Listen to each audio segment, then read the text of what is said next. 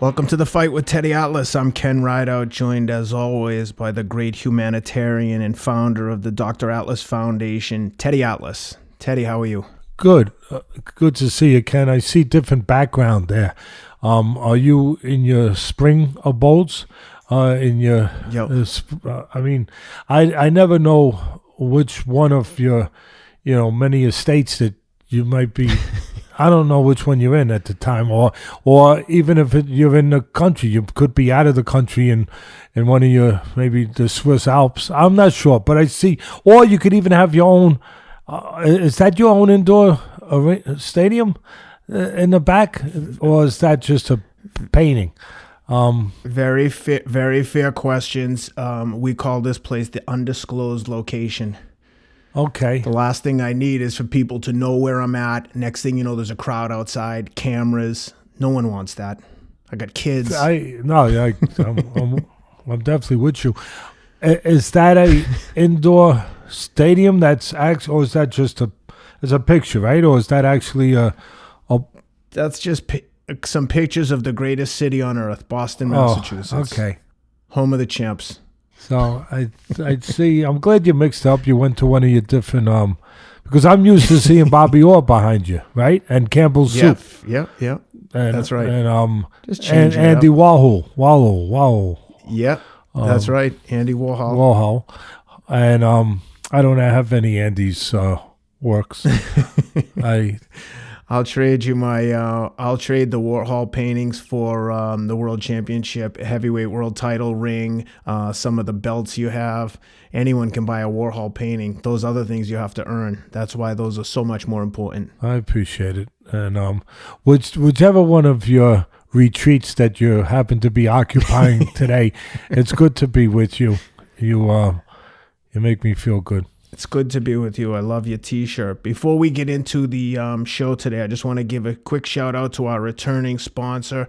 Life's starting to get back to normal after the pandemic, and one of the things that I've been doing during this quarantine is taking athletic greens every day. One of the things that a lot of the experts talk about is keeping your immune system strong. And look, I know with ads, people are always like, oh, they're getting paid to say that. But again, I want to emphasize, we reached out to these guys because it's a product that Rob and I used, and we've got you using in camp for Alex Vosnick Better BF fight. But again, just to reiterate, this is like an all-in-one supplement. I take it every morning. It's got probiotics, prebiotics, all your multivitamins, all the nutrients you need. It's the only thing I take for the most part, unless I'm in real intense training. I'll take some recovery drinks, but yeah, these guys have been great to us. They're great to work with. If you go to athleticgreens.com/Atlas, ATLAS, you'll get 20 free travel packets. So basically, you'll get 50 servings for the price of 30.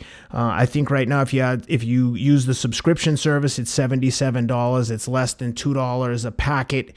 And, if you factor that in against a cup of coffee, it's actually a pretty good deal. I know $77 can seem a bit much for a vitamin, a monthly supply. But again, if you look at it like an investment in your health and nutrition, it's well worth it, especially when all this talk about strengthening your immune system. And again, I'll ask you, you've been using it. What do you think? Gets you through the day. It gives you, it does a couple. For me, it's always about time. And not being complicated, because complicated things give me problem. It's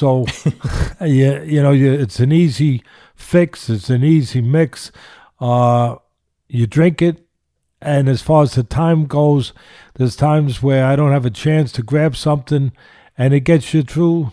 Gets you through those spots where it'll hold you over, where I'm trying to lose a little weight, so sometimes, and sometimes I just, again, you don't want to take the time to eat something, and if you do, you don't want to be eating the things that you wind up eating, like a cheeseburger.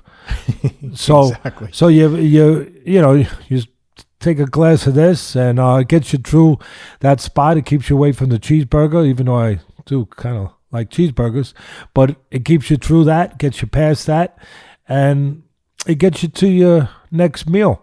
It gets you to later in the day, still feeling good. not feeling like Yep. you're losing it, like hello, like what was I supposed to say? It keeps you together. And I know that my daughter likes it. My daughter is an attorney. They're living with us now. They sold their house in Jersey. Her husband, two beautiful children, our grandchildren. Little Joseph, who's 2.5, and little Mara, who's 6 months. They're living with us now. And she's got to work from home like everybody. She's an attorney. She's got 2 kids. Me and my wife are helping out. But she's amazing. She's Wonder Woman. She really is. She's Wonder Woman. That she can do what she does and be able to, at the same time, take care of these kids. And she drinks it, and it helps. Because you're talking about not having time. You're talking about needing energy. Mm-hmm. Talk to Nicole Atlas. Nicole Atlas Fazio. I'm sorry. I didn't mean to leave that out. Well, check them out at athleticgreens.com/Atlas, ATLAS, for 20 free travel packs. Teddy, today I want to talk to you about an iconic fight. And just to set it up, Mike Tyson has been in the news recently. He's getting back in shape. He looks unbelievable for 53, to be honest. And he's been posting a lot of training videos, and everyone's talking about it. I mean, to the extent that ESPN last Saturday, they ran about 20 of his fights in a row, 10 to 20. I mean, there was an entire day of Mike Tyson's early fights. And one that I wanted to talk to you about, though, was his fight against Michael Spinks, which I think doesn't get enough of the accolades it deserves, because people seem to forget that Spinks coming into this fight was, I think, 31-0. He was the unified light heavyweight champ. He was a unified heavyweight champ. He was the lineal champ. I think he was the Olympic gold medalist. I mean, the guy had won everything. It was destroying people, and Mike Tyson just took him apart, and Spinks never fought again. And with that, I wanted to get your thoughts on the fight, so I'll turn it over to you there and tell me what you think on when you think of that fight. Yeah, people thought he was dead man walking. That's the problem. They dismissed everything that you just said, which should not be dismissed, but they did. And I get it. People are people. They said that he was intimidated. He was scared to death. He was, pooping his pants. I mean, we're not trying to be wise guys or anything, but this is what it was, and that he was frozen. He was a deer in headlights. He was a guy waiting to go to the guillotine, put his head on the block, and let's get it over with. And first of all, that's not fair, because nobody's in his mind, in his body, that could verify that, number one. Number two, looking at it from the point I am, and listen, I'm the guy who's been as critical as anyone about Tyson and his shortcomings. But at the same time, I've been, which I have to be, because if you're going to believe in yourself as being as a person that believes in the truth, you have to say both sides of it. So if you think something's weak, you say it. And no matter what, it's going to come back at you. The haters, the people saying it's sour grapes, whatever. You allow your reputation to speak for itself throughout years, and you hope it does speak for itself. And I hope mine does. For saying what I believe, no matter what my position, as far as there's no agenda. In other words. No matter what my position as far as liking, not liking certain things, whatever, past, relationships, it doesn't matter. It comes down to the facts of what I believe and don't believe, and my judgment in those facts. And I've pointed out that he's as good a puncher, one of the great punchers in the history of the sport, he being Tyson, and could punch with either hand. We've had great punchers, could punch like Wilder now with the right hand, unbelievable. Ernie Shavers, unbelievable. Max Baer back in the 30s, unbelievable with the right hand. Whatever. You can go around and find them. Joe Frazier with the left hook, unbelievable, devastating. But to be able to punch with both, like I say, both sides of the plate, like Mickey Mantle, the great switch hitter, could hit with power on either side. Tyson was that, and then you mix it with speed. He was like a large version of Pacquiao, where you have speed and power and a big guy. It was incredible. So I give him his due. And I point out the things where he doesn't, that I believe should be pointed out when I'm in a position to point them out. When that's what people are asking me to do. They're not asking me to do a show based on,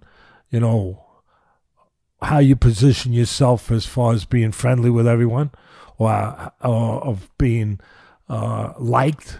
It's not about being liked. It's not about, being anything other than giving your opinion on how you see the facts and devoid of everything else, eliminating everything else. Kind of like, listen, being a professional broadcaster or professional commentator, in some ways it's no different, except you don't get hit. It's no different than being a professional fighter. You're or professional in anything. You're supposed to eliminate the emotions and do just what is there to be done. You're in a ring. The guys that can eliminate the emotions the best are the best fighters. It's not just talent. It's the guys that can control themselves when the moment comes. The guys that can slow it down. Michael Jordan. The guy who can grasp the moment, own the moment, push everything else away, no matter what that happens to be. I mean, that's the definition for me of being a pro. So for me, when people say, oh, Teddy, use that. No, to me, I hope I'm being a pro, okay? And so I give him all his credit. Tyson was an unbelievable mix of physical ability.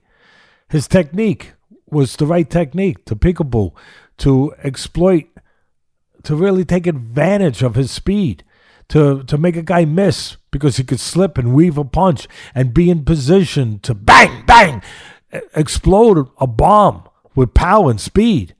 So he was tremendous. He came up short on the mental side. And now, having said that, I will say, again, what you touched on with Spinks, a lot of people just dismissed the fight, put an asterisk next to it. They did. Like the guy didn't show up. Like, oh yeah, but there was nobody in the ring with him. It was a hologram. It was a ghost. There was nobody there. It was an empty can. Again, that's what everyone assumes. One guy says it, everybody follows. Oh, yeah, that's what it was. Oh, yeah, that's what it was. Yeah. And they forget that the guy was, as you said, an Olympic gold medalist on the greatest Olympic team of all time, 1976, I think. Anyway, 5 gold medals. And he was a unified light heavyweight champ. One of the great light heavyweight champions in the history of the sport. Okay, I say it again. Not just a light heavyweight champ. One of the great ones of all time. One of the greatest of all time. Okay? And I'm going to make a correlation here, okay? I'm not trying to defend nobody. I'm not trying to attack anyone. I'm just trying to make a case of what I can make a case with to put this stuff in proper perspective that I think is proper perspective. You got Bob Foster, one of the great light heavyweights, for you fans out there that are really into it. One of the great light heavyweights, nobody could argue that. I don't want to hear the argument. One of the great light heavyweights, and there's a lot of great ones. Billy Conn, it depends how far back you want to go. A lot of great ones, so many. But one of the great light heavyweights of all time, what a puncher too. Just like Spinks with the Spinks jinx, the right hand. Bob Foster was that guy. He did what Spinks did. Or he tried to. He moved up to heavyweight before Spinks. And he got annihilated by a guy named Joe Frazier and Muhammad Ali. Pretty good heavyweights, Ken. Yep. Tough time to decide to go to heavyweights. Tough time to decide. You know what I mean? Yeah. Really? Oh, well, you decide to go out to a concert and it's like a typhoon. You picked the wrong day. You know what I mean? You just... Yep. So he gets destroyed, and everyone kind of forgets a little bit about how great this guy. That happened to Spinks. They forget that he was all this. And they forget that he had moved up to heavyweight and won the heavyweight title and beat Larry Holmes twice and stopped Larry Holmes from breaking Marciano's record of 49-0 or tying it. Larry Holmes was 48-0 going into that first fight. Yeah, he broke he broke the string. I mean, Spinks broke the string. He stopped Holmes from tying the record of Rocky Marciano. And I know a lot of people are going to say, oh, Holmes was not the same fight. He was over the hill. He wasn't over the hill, okay? Was he starting to show a shadow? Yeah, you show a shadow too a little bit. Beard, not nothing else. And but he was still a formidable fighter. So this guy wasn't chopped liver. Now, here's the whole thing. I'm not in his mind, his heart, his spirit. Spinks, that is, of his level of intimidation that night. I will say this. I try to look at everything. He was cold. He wasn't warmed up well. I will say that. I didn't see a sweat. Tyson had a sweat. Anytime when I was doing ESPN fights for 23 years at ringside, if I saw a guy come in without a sweat, right away I would warn the audience, be ready for something. What do you mean, Ted? Just be ready. Because when a guy's cold, something can happen. He can be vulnerable early. Be ready. Just be ready. I'm not saying he's getting knocked out in one round, but it's possible. So that's one thing. But I know that during the fight, he threw a bomb of a right hand.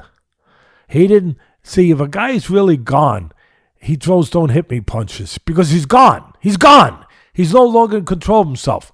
He's just a shell. He's going through the motions. I saw him not late, but early in the fight, he threw a right hand, a Spinks jinx. It missed because Tyson was good enough to make it miss. So at that moment, he wasn't gone. At that moment, he hadn't spit the bit on trying to win. He wasn't dead man walking. At that moment, he tried to knock out Tyson, but Tyson was good enough to get away from him. Here's the whole thing. They don't give Spinks enough credit. They don't give Tyson enough credit. And here I am defending a guy. That's not what I did the show to do, but it's what it calls for. It's what it calls. I knocked the socks off him sometimes when I thought it called for it. It called for me to give this man, Mike Tyson, the credit he deserves that night. That particular night, he was as good as any heavyweight in the history of the sport on that particular night. That's why he did what he did to Spinks that had this resume I just told you. That's why. That's why. He was that good. He was controlled. He was calm. He was supremely confident. Customato, my mentor, once told me, Teddy, I've only seen two people in the history of the sport supremely confident. You very rarely see it, where they believe they can't get beat. Like a Michael Jordan in basketball. You can't beat me. I control the universe. You can't beat me. You can't beat me. And he said, I only seen two. Sugar Ray Robinson, the original, and Muhammad Ali, the one and only. He said, there's a power, there's a force to that, if you get it. That night, he had that power. Mike Tyson was supremely confident. He was calm. When you're calm, you slow everything down. You see things at a different pace than others see it. Well, others see it where it's too fast, maybe. It's chaos. When you're at that level, even in a chaotic place, you see sense. You see things that make sense in a senseless place, in a place of madness, in a place of just fire. You're calm. You're in your moment. You're in your element. You're calm in an uncalm place. And that was Tyson. You see everything. You might see a twitch on the guy's shoulder, Ken, before he's about to throw a jab. Yeah. You might see just a twitch of a muscle. Nobody sees that. Nobody sees that. But when you're in that place, you see it. Just a twitch. And you move and they say, wow, what a sense of anticipation. How do you get away from that? Well, that's part of the answer. That's part of the answer. And Tyson was that man. There's very few. That night, and he already had all the physical attributes that you're very fortunate, beyond fortunate, Very few people have it. That power, the speed, the quickness, and again, the technique, the teaching, where he could, that's what he used to drive those talents. You have to have a way of taking those talents somewhere. His technique took those talents somewhere. As I said, he could make you miss. He could explode a punch on you, create an opening. That night, Mike Tyson had it all. He had confidence, calmness. He always had speed and power. He had an aura about him. Nobody was going to beat him that night. I don't know if anybody. And again, a lot of people that are going to hear this episode, they're going to say, holy, crapsies. He just gave Tyson that kind of credit. Really? When he said other things that he said in the past? Yeah, I know what I've said in the past. Damn right. On that given night, the problem with Spinks? It was Tyson. That's what it was. It was that Tyson was the package. He was that good. He was that good. You know what he did? He had a plan. He knew what he was going to do. He was aggressive. He wanted to be the boss, which he usually tried to be, but he was aggressive, not by accident, not just that, but he knew that he wanted to convey a feeling to Spinks. So he came out hot, but under control. He came out fast, but calculating.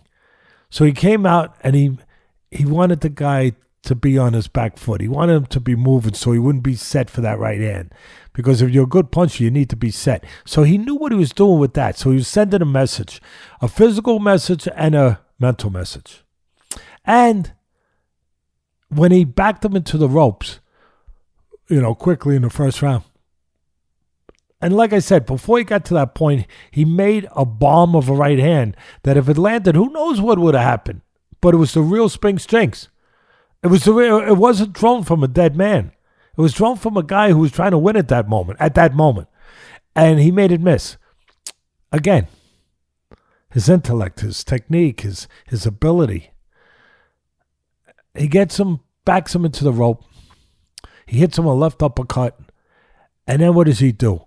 He goes over to find the opening. He goes over, knowing the reaction of that punch is going to cause something and leave an opening over here. So he goes over and he finds the body. Bang! Hits him in the body. Boom! Down. First knockdown. Boom! Clean. It wasn't caveman. Clean. I mean, brilliant. Nobody notices that. Nobody gives credit for that.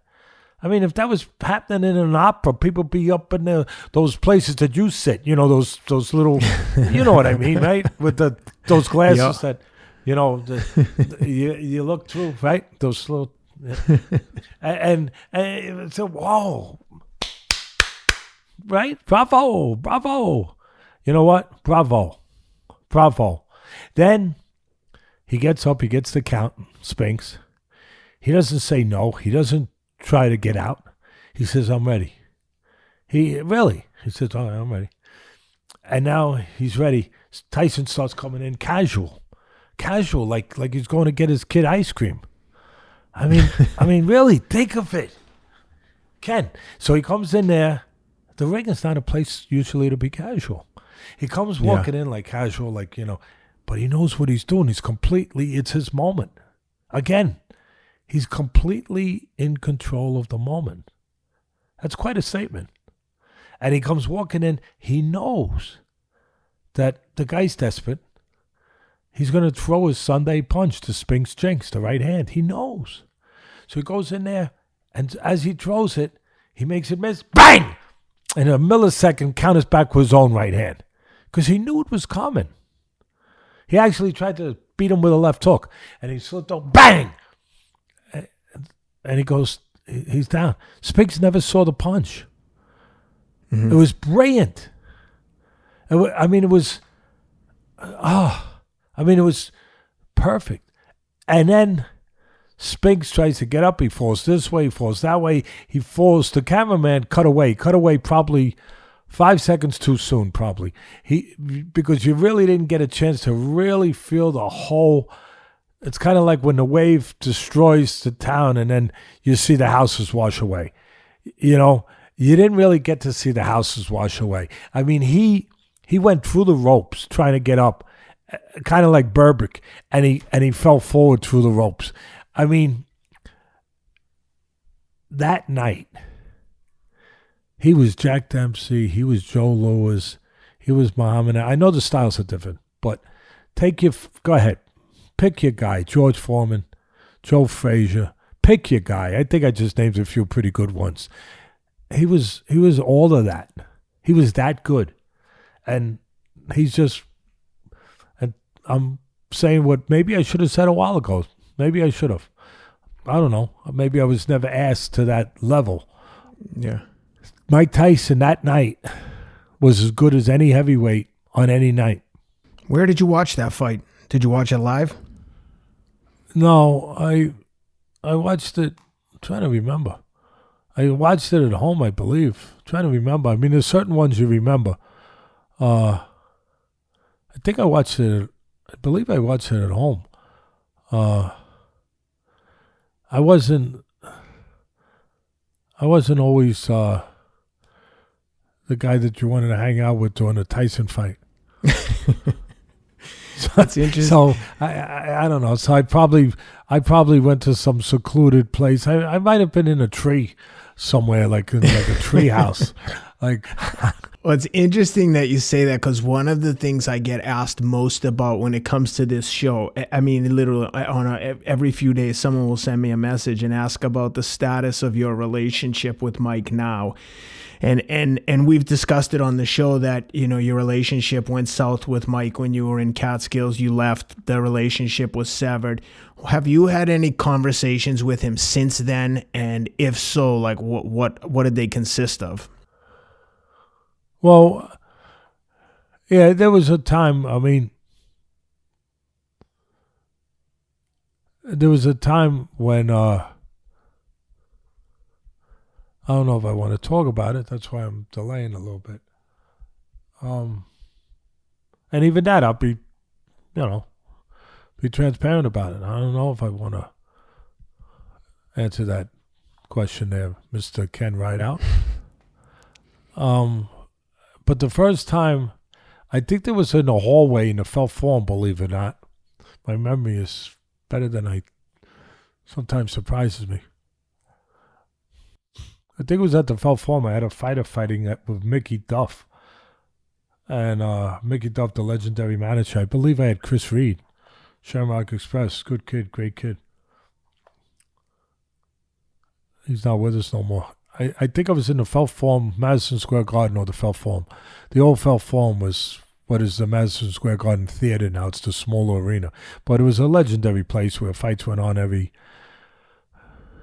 couple of weeks, I guess. And, it was the breeding ground for fighters coming up before they got to the Garden. So it was either there or the Garden, but we were in the hallway, and he came through with somebody, and I was there with, I believe, with Mickey Duff and whoever I had fighting that night. I think it was Chris Reed. And we saw each other in the hallway, nothing, whatever. And then there was another time at Gleason's Gym. I was in Gleason's Gym, the one that was in Manhattan. So when I came back from Catskills, that's where I was started training fighters again. After 7 years with Cuss. And it was in right a couple blocks away from Madison Square Garden. What a place. What a place. What a time. Oh, unbelievable. But they moved to Brooklyn. So we're in Brooklyn, and Tyson was heavyweight champ of the world. And he was doing a Japanese beer commercial, if my memory is correct. And so they put signs up the gym would be closed for, I don't know if it was 1-2 days of shooting, whatever.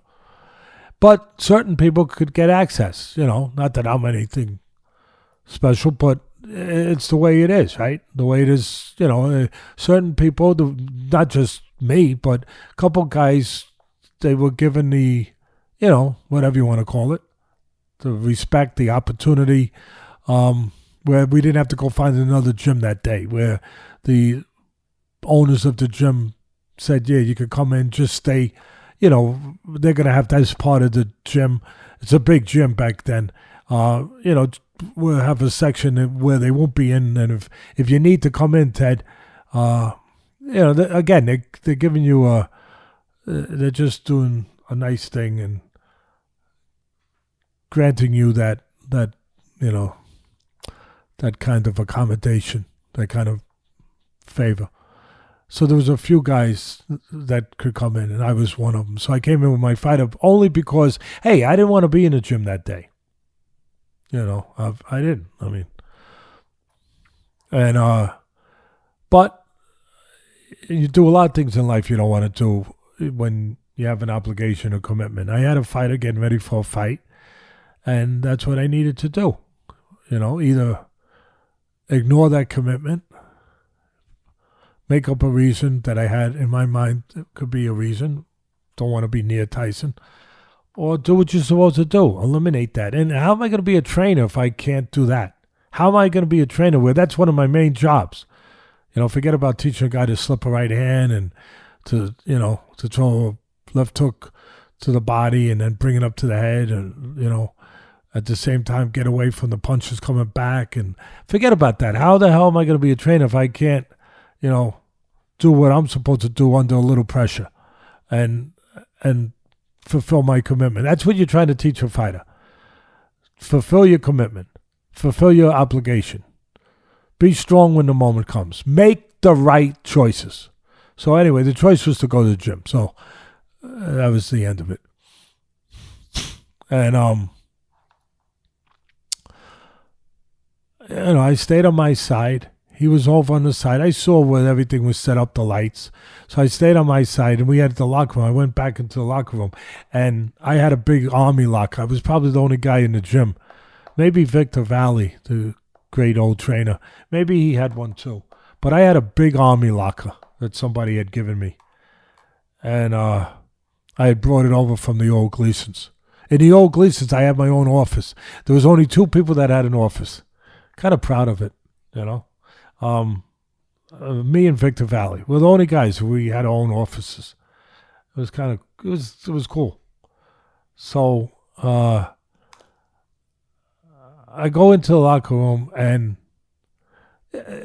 boxing's a tough business, and there's some tough characters, some that aren't so tough, but there's some tough ones, and it's you got to be prepared. You got some guys that they try to do things they shouldn't do, like talk to your fighter, take your fighter. You know, you gotta be stern. You're not in the gumball business. It's not Willy Wonka's chocolate factory, okay? And sometimes things happen. What's that word? You know, and what was that? The Forrest Gump movie. You know, and the guy who invented that shirt, you know, stuff happens, right? Yeah. And so, in case that stuff happened, you have everything you're prepared to have, you're supposed to have. I have my pads, I have my gloves, I got a lot of gloves. I got different size gloves. I even had a headgear that was specially made by a guy named John Gollum from Everlast. Years ago. I was the first one to have one, where he actually made a nose protector, because for Chris Reed, because he got cut easy, and I wanted to be able to spar without getting cut. They never had him before. Now they got him, of course. Yeah. And so I had that. I had everything you're supposed to have.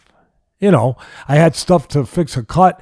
I had gauze. I had hand wraps. I used to put special stuff on Chris's skin before he sparred, because sometimes I didn't want him to wear the mask because it gives you a full sense of protection, and then you're not doing what you got to do. You're not getting away from the punches. Yeah. So you don't realize it. So I would take cotton, and I was like a first aid. I was like a mesh unit. You know, I would take and I would put the cotton. I dry his skin. I put the cotton, and then I put adhesive tape. But I would take a a cigarette lighter and heat up the adhesive. See, these are things you learn to trade from the old timers because it would make the adhesive more sticky, Ken. Yeah. And so and people watch me, they go, look at this. What the hell? What's this madman doing over there? And then I would put it, but the old timers, they liked it. They liked it. I haven't seen somebody do that since 1664. Yeah, so I put the adhesive tape over, I heat it up, put it over it, and put it in place, and then fit the headgear over it so it wouldn't come loose. And so I had everything in that freaking army locker. And I had a metal pipe. A big one. Yeah. And listen, I'm not, you ask a story, you tell it, you don't tell it, so you tell it, but, or you don't. But did I want to use it? No. Was I trying to be a whatever? No. Just, I'm going to fight some of my ants. And, and I had plenty of those in that place, to be quite frank. And that's the way you're supposed to have them. But somebody might decide not to have one with their hands. So in that possible moment, I figured at least I'd have something. Pipe versus a knife. At least I got something that gives me a fair shot. And that's all. And you hope you never use it. Anyway, I go back into I know where I am, right? I know who's in the place. And I go back into and it's right near the bathroom. And my locker's the first one. I go back there, I open up the locker, take out what I need to train a fighter. And I see the pipe and I take it out. I just place it against the door. That's all. Just something told me. Like instincts, whatever. Something told me, kind of like before you go. I know it's like, Teddy, you real a pie? Come on, you freaking idiot. Hey, you're in my position, I don't know, maybe you'd be an idiot too. Maybe you wouldn't. Maybe you just, someone would probably say to me, Teddy, I can see taking an umbrella before you go out the door if it looks a little heavy out there, right? It looks a little overcast, but you know what I mean? A pipe. By the way, the one thing I didn't have an umbrella. That's the funny thing. I can't tell you how many gentlemen in the gym, good guys, when I walk out of there to go to the subway, pouring rain, Teddy, you want to borrow my umbrella? Teddy, you got an umbrella, Ted? You going out there, you have an umbrella? How many times I thought, I got a pipe, but I don't have an umbrella, nope, no umbrella. Yeah. So I lean it against the door. Nobody could see it but me. I don't know. It's weird. And I'm getting the stuff out and I feel, when you feel somebody behind you? Yep. I just, you feel it. You do. I just felt somebody behind me. Nobody in the place. In the back of the lot. Nobody. Except me. I turn around and Mike Tyson, the heavyweight champ of the world. Standing right there. My instincts were good. Yeah. And I said to myself, okay, I'm going to stay close to this door because, it was a matter of how quick I can get, Yeah. I can get that. I knew exactly where I was and what I was doing. I did. I mean, you better know if that's the position you're in. And so I took a little step towards him, but just enough to do what I needed to do, but at the same time stay within the realm of what I needed to stay within. And we stared at each other. It felt like about 14 hours, but it was probably about 14 seconds, maybe less. And then he broke it off and he went into the bathroom, and that was the end of it. No words exchanged. That was the end of it. No words, nothing. And that was pretty much it for years until until there was a reconciliation. I didn't have any idea, so I definitely didn't have a pipe with me. And again, I mean, you're gonna, if you don't have, you do what you got to do. One thing you're not gonna do, at least I feel, you're not gonna lose yourself. You're not gonna, you try to. If you don't have a pipe, you do what you got to do with what you have, not yourself. And normally you wouldn't want to have a pipe, obviously, but these weren't normal, completely normal conditions. Like I say all the time in this business when I break down stuff, you could be tough, but you could also be smart. Yeah. Yeah, Yep. So, anyway. So you said there was a reconciliation. So, okay, go ahead. Fast forward, yeah. It's Verona, New York. It's become a pretty big casino. I was there when it just started with ESPN. We did a lot of shows there, Friday Night Fights, lot. And it was the Turning Stone Casino in Verona, New York. And not far from Kennesaw Hall of Fame. Yep. We're doing a show up there. It was Mike Tyson Promotions. Tyson had, for a little while, had become a promoter. Not really, because somebody was paying him to use his name. And it didn't, I don't know how long the company lasted, not too long. But, they had the date. They had that show. And Tyson was there. Again, it was under his banner, right? Tyson Promotions, or Iron Mike Promotions, if I remember correctly. And he's there in the house. I'm not thinking about it really, to be honest. And I'm doing the show. I'm on the air.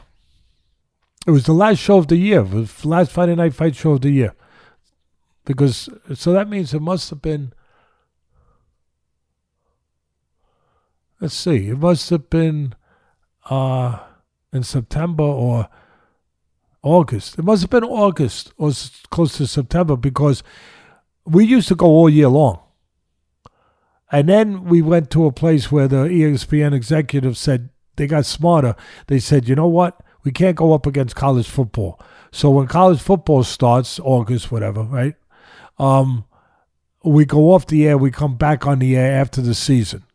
So it was the last show of the season. So if I'm correct about this, it was probably August or September, whatever.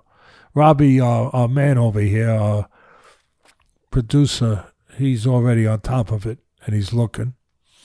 And I'm doing this show. I'm on the air, live, corner fights, and all of a sudden, my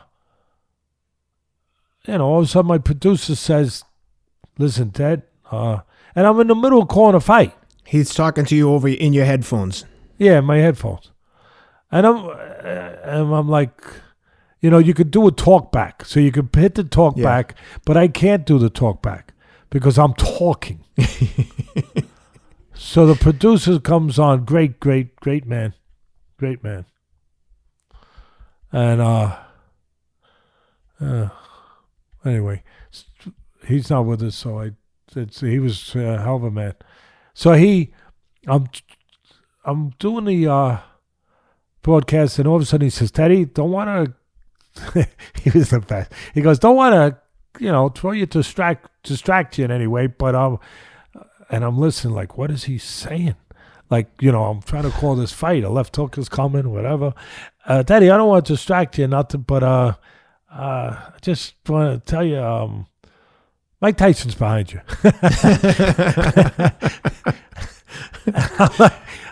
You don't want to distract me? He was the best. Ken. Yeah. Mike Tyson's behind you. We're here if you need us. What? Do I need to? Should I send somebody down? I said, I'm like, I'm waiting to get to the talk back where I could, anybody got a pipe? So I'm, again, being a pro, like you talk about doing what you got to do and handling the moment. And so I keep doing the broadcast, and, now I know now he's giving me more information. Teddy, he wants to talk to you. He wants to, like, he picked a hell of a moment, right? But, you know what I mean? Maybe that was part of it. Again, we always talk the truth either way, even if it comes back and slaps me.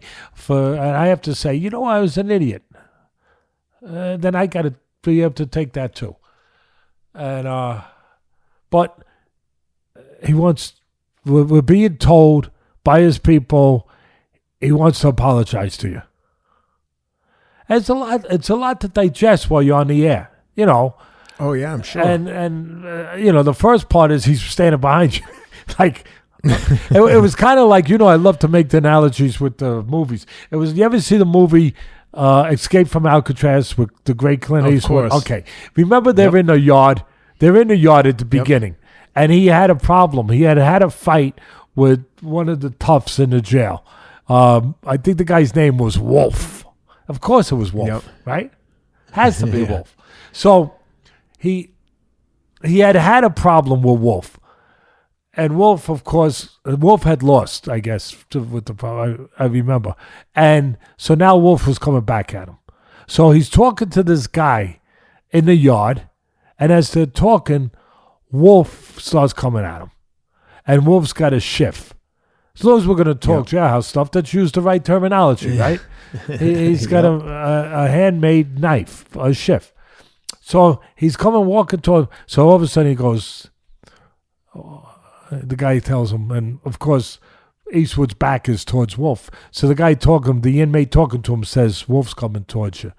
He says, he's coming toward you. He said, he's got something in his hand. Which hand? His right hand. Like he's he's staying calm in the moment. And he's digesting what he needs to. You can't panic. You got to do, okay, he's coming, Wolf. I know he's not coming to give me a birthday present, right? So he's coming. All right. So he's got something in his hand. And which hand? The right hand. Okay. How close is he? About 5 yards. Okay. And then he knows which way to turn. He knows, what to. So I was like, afterwards, I'm laughing to myself. It's like, when he first said Tyson's behind you, I wanted to hear and I couldn't, but there was a part of me that wanted to say which side, is he behind my right shoulder or my left? Yeah. You know what I mean? Yeah. Give me more information. Don't just tell me Tyson's behind me. That's how you're thinking. Yeah. So anyway, here we are on the air. So the producer, great producer, handles it really well because he don't know what's coming. He says, Teddy, he wants to, he gives me the info. He says he wants to apologize. He's behind you. So, it's up to you. Do whatever you want.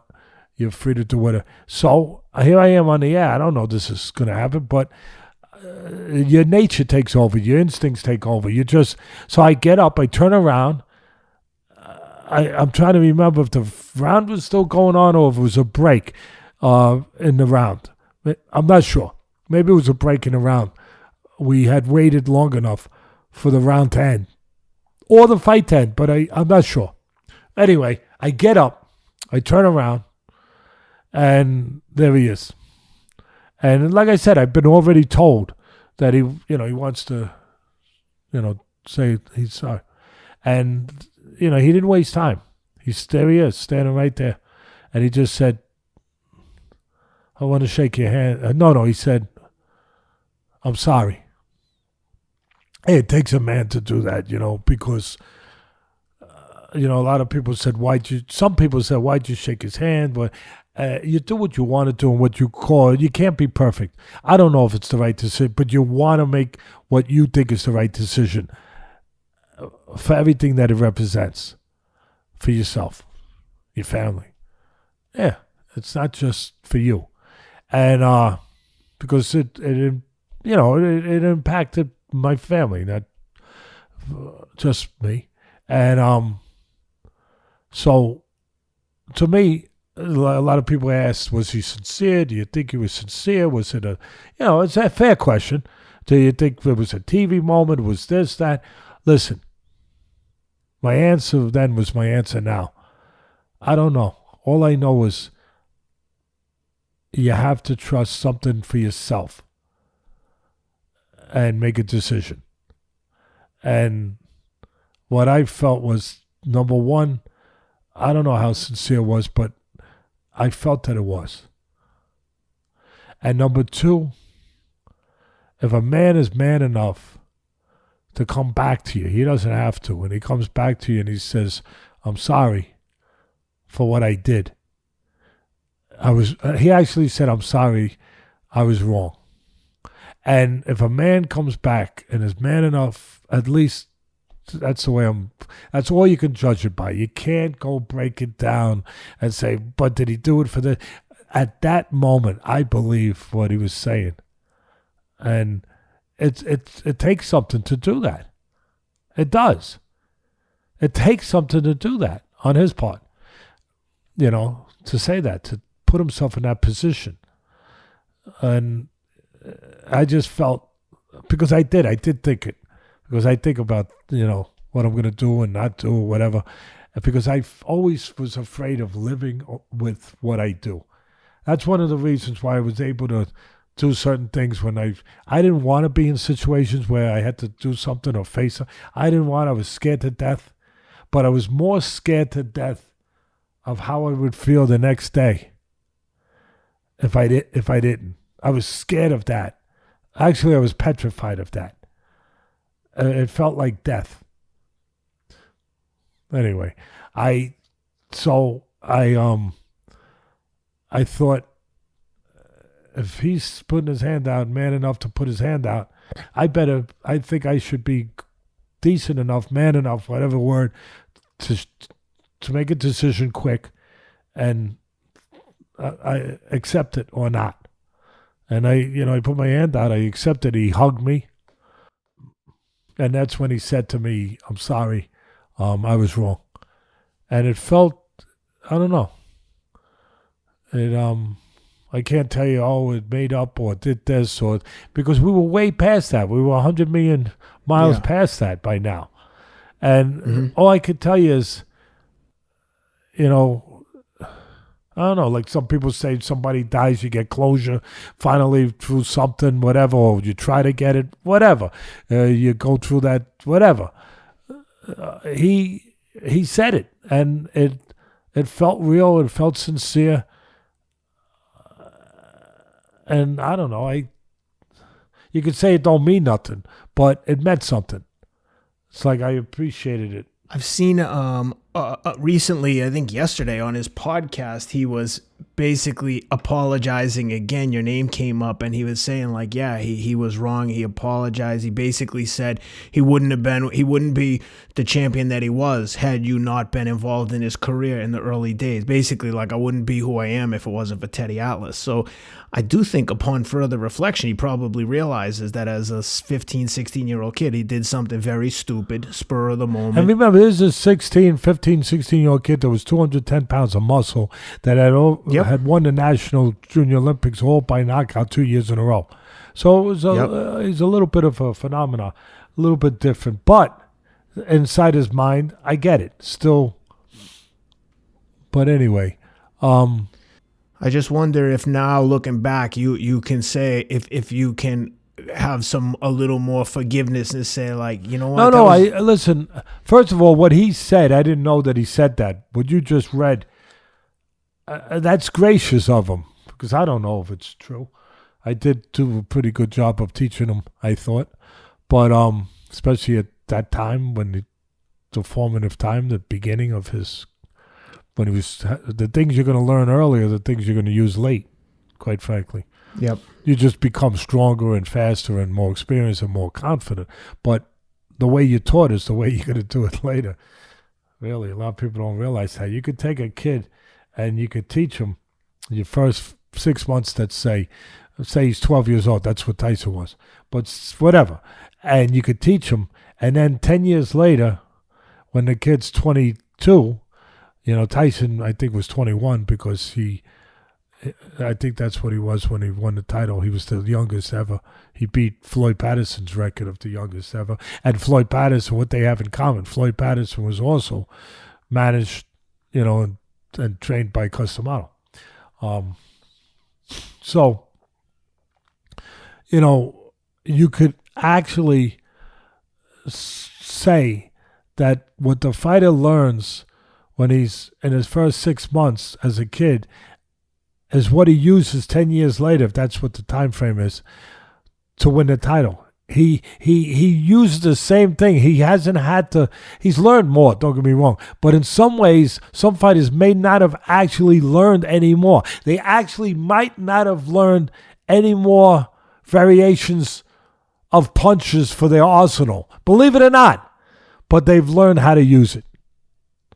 They've learned how to use it in different ways under pressure. But the same thing they learned 6 months into their life of training, it's the same thing they use when they're 10 years later, whatever it is, winning a world title. That's all they needed. But they needed to experience the great experience to use it in the way that it had to be used. But I'll tell you something I did wrong. Because I talked about this with Sid Rosenberg. And listen, we have a pretty big platform here. And I've said things about him in the past. Again, both sides. Good, bad, whatever. I shouldn't even say bad. Good and not always what you'd want to hear about yourself. But in my mind, true. So that's enough. And the next day, to speak to the sincerity of it and the deepness of what he did, and it meant, in some ways, it moved me or caught me more, impacted me more than the night before. He was waiting for me when I came down to check out in the lobby. I'm trying to be really obviously accurate. But I remember he was waiting in the lobby, and he came over to me, and Tyson is he's a complex guy, but we're all complex in some ways. But he, like I think all of us to a certain degree, he needs acceptance. He wants, he wants to feel, he wants to be able to just feel some love. I didn't want to use that word. I'm trying to look for a better word, but just wants to feel affection from somebody like that. Because in a lot of ways he's done some bad things, but and I'm not changing that. And I think he knows that, and he does know, and he lives with it himself as far as on the level of regret that he has. And that's up to him. That's not up to me to go into. But, the telling of a man, I think, is maybe the finished product of the man, where he gets, not just what he's been through and where he was, but where he gets and that he wants to get there. I think that's the telling of a man to a great extent. And I hope he's getting to where he wants to be, and he's gotten to where he wants to. I really, truly do. And I hope he has, and I hope he is. But on that morning, again, he was showing a side that I was aware of course, being with him for those years. But now this was years later, more seasoned, grown-up guy, obviously. And he was showing a same need for affection, a need for, to be able to feel that somebody cares, or that he can show care and get back care. Well, people wouldn't think that, but he came up to me, and as I was walking, we talked for a minute. He was rubbing my back, and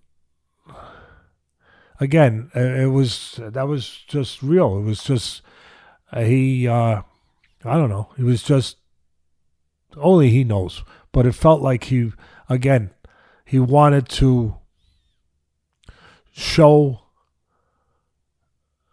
he wanted to show his, sincerity of how he wanted you to know that he was telling you the truth. And he was hoping that by doing that, it meant something, and it meant something to make you feel better. He had the capacity to care about that you felt better, to make him feel better. Does that make sense? Mm-hmm. And he was so I got his phone number. I think we exchanged phone numbers. And here's where I think I did something that I was weak, selfish, whatever. He asked me to call him. Let's talk, something like that. I wasn't sure that I was going to do that. So we somehow, I don't know if we exchanged them at that moment or we got the numbers from other people later. Costas Mandela, the actor, was there. He was friendly with Tyson. A lot of guys are friendly with him. And I don't know if he was the one who got the number to me later. But I remember calling him, which he had asked me to do. But when I called him, I probably just should have called and said, hey, listen, I don't live in a world where all of a sudden I make myself go into La La Land and say, I'm in lollipop land, and everything's great. We're going to go out and, we're going to have dinner, every Thursday. But I called him, and it should have been along the lines more of, hey, Mike, what's up? He asked me to call you, whatever. I don't know if he called me first. I don't remember. But I called him at that moment. And instead of just saying, hey, what's up? How you doing? That's all. See where it takes us.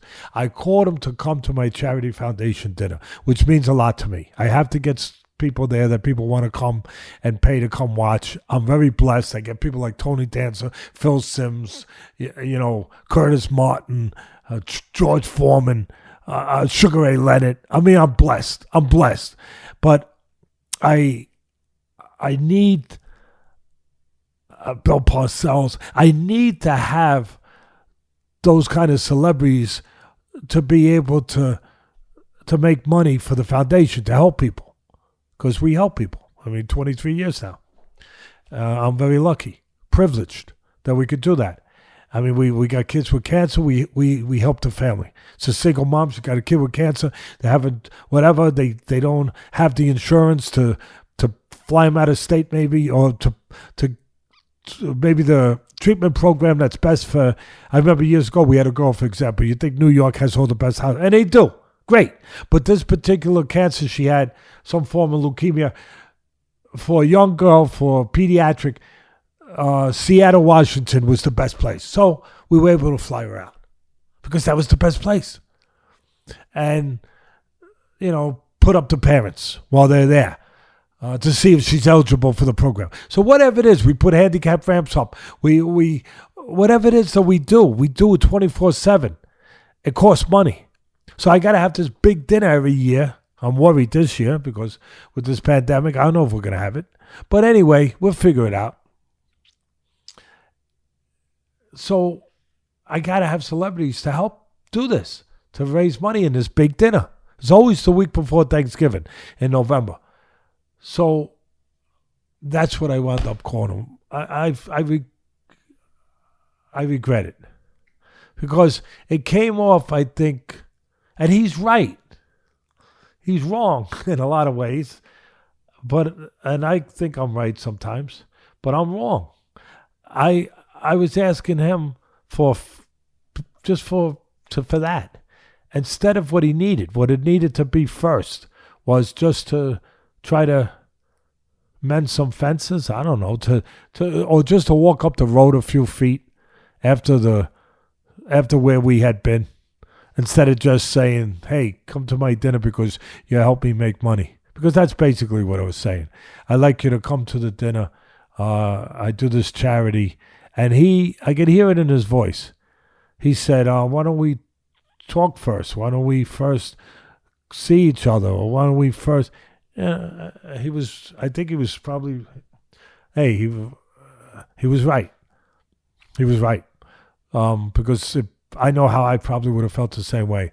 Like, this guy's just using me. And for me, I make no apologies if that's what I was doing. Yeah, because I think that it's for the cause that I don't have a problem doing that. But it doesn't mean it's right to that person. It doesn't mean it feels right to that person. Under these circumstances, after all that amount of time, after what he had to go through to say what he said to me,